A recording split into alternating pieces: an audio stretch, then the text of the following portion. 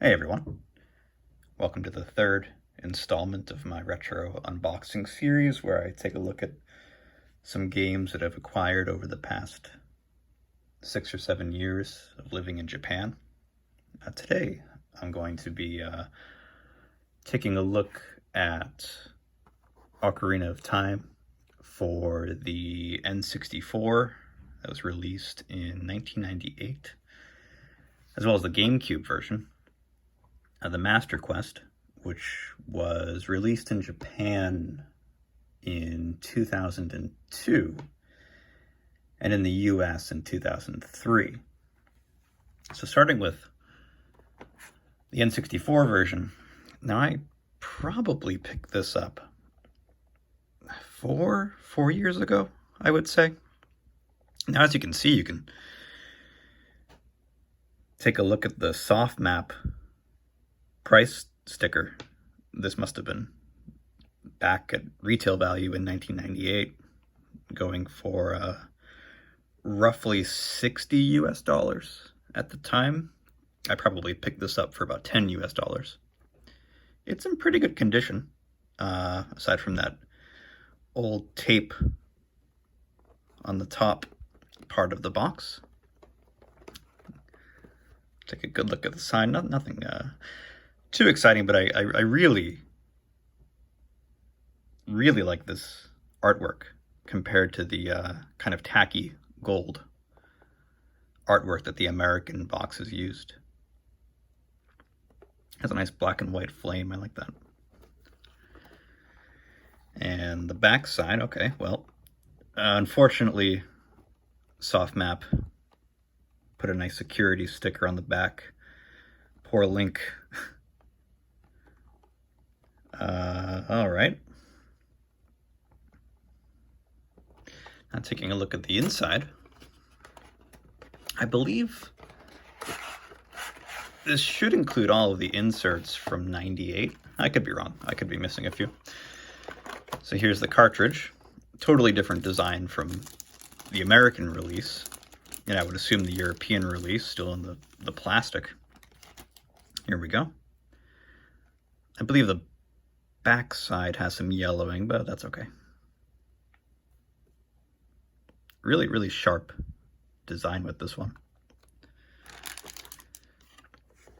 Now, as I mentioned in the Pokemon Snap video, most of these N64 games from Nintendo included this little pamphlet exclusively talking about the control scheme, which always has some nice artwork in the backside. Now here, I thought this was nice. I don't believe the American release included this. Maybe in the instruction manual, but here's a song list. Now this would be for the Scarecrow's song, I believe. It's really nice that they made this. I believe some of the instruction, or excuse me, the player's guides in the States maybe had this in the back. And the instruction manual. Now, eventually I'd like to get a better, more professional setup so I can better show these manuals rather than just holding them in front of the camera, but this'll have to do for now.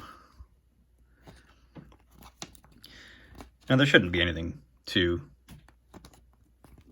shocking or groundbreaking in this manual. It's just the standard art that you've seen a million times.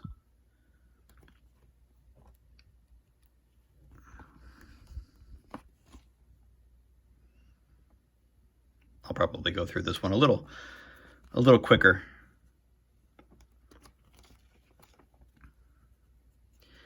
Now, I received this game like a lot of other kids born in the 90s. This was a gift from my father back in 1998, Christmas of 1998. And I was 7 at the time. I was born in 91, so I was 7 at the time. And I had grown up watching my brother play Zelda 2 on the Nintendo Entertainment System, but I didn't really know what a Zelda game was, and Christmas morning I obviously was excited to get into the game Ocarina of Time, and it was too hard for me. I remember it was too difficult. I would get frustrated because I didn't quite understand where to go or what to do in the first area. Obviously my brother was nice enough to help me out. But I remember being stuck at the first boss, Queen Goma, for months. And I would, ponder at school, how can I beat this boss? I didn't put two and two together that you have to use the slingshot. It's easy nowadays, but there she is. When you're 7, it was not easy. But this is easily one of my favorite games. There's not much I can say that other people haven't talked about before. Now, I did not have the Rumble Pack as a kid, so when you got this item, Modaishi, I think it was called the Stone of Agony in the American release.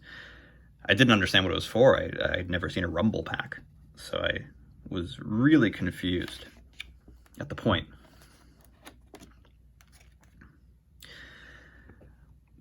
And the last insert, okay, so this is a advertisement for the Sleeping Island, or the Link's Awakening. And this DX would have been, the Game Boy Color. Releasing around the same time, December 12th, 1998. Now this recently had a Switch release, which was fun. I don't have too many memories with this game. A friend had it as a kid, and I remember watching him play.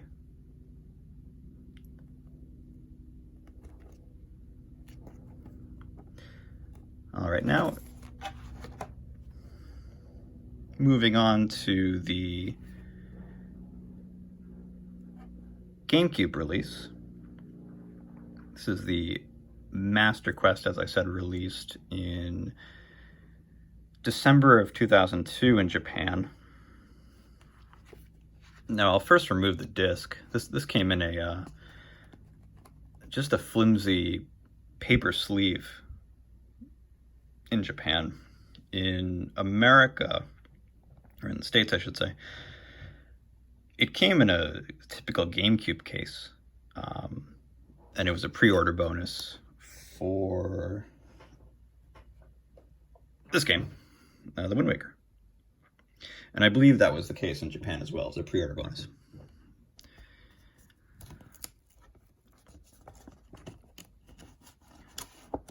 Now here's the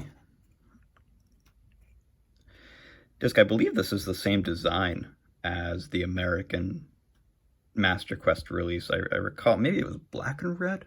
I don't quite recall.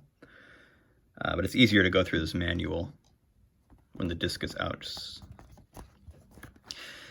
Now again, there's nothing groundbreaking in this manual. I would imagine it's pretty similar to the N64 release.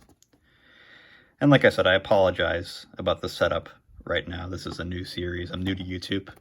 Eventually, I'd like to get a more professional setup so you can better see this manual. There's Goma again. Yeah, this may actually be a carbon or fairly similar copy to the N64 manuals. Obviously, aside from the GameCube controller.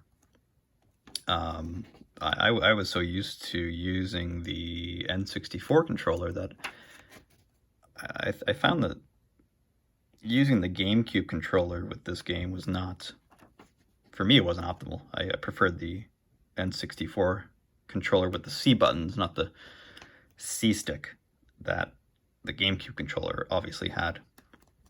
But the fact that I could play the game on the GameCube was really, really neat. The Master Quest release, again, I mentioned that as an 8-year-old, Ocarina, or a 7-year-old, Ocarina of Time was, quite challenging for me, but in 2002, I would have been 11, and yeah, the Master Quest was really difficult. Well, I mean, obviously that's the point of the game, but I had a tough time getting through it. I know in the 3DS release, it was also included, and it was mirrored. I don't know why they did that. But yeah, this is just more of the same, actually. I don't believe there's any real differences at all, aside from the N64 release.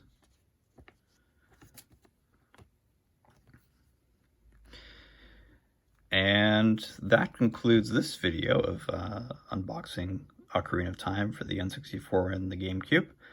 I appreciate you taking time out of your day to watch this video of me rambling for 10 minutes about a game that we've all played 100 times. But I think next time I'd like to take a look at the Wind Waker. And I hope you all have a great day. If you'd like to subscribe, go ahead. If not, that's okay too. Thank you very much.